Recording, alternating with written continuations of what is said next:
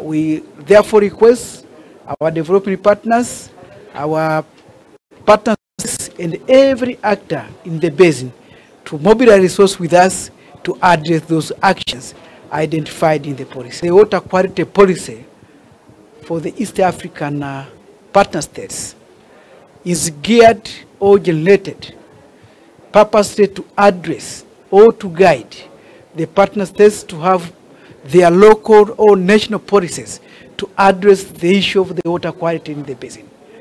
As we discussed here in the morning, the most challenge that affects the basin, the Lake Victoria, is the deterioration of the quality of water. And we fear if that trend is not addressed, the future is really worse. We need to do something. We're also raising awareness to our partner states. We don't need to harass. Maybe we need to discuss to solve some issues.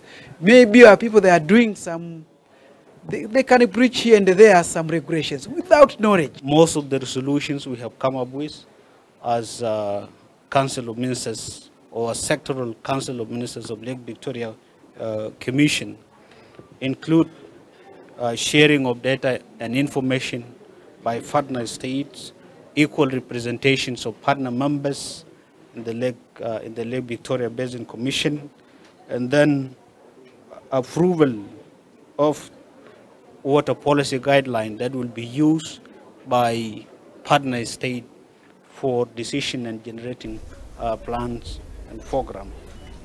Now,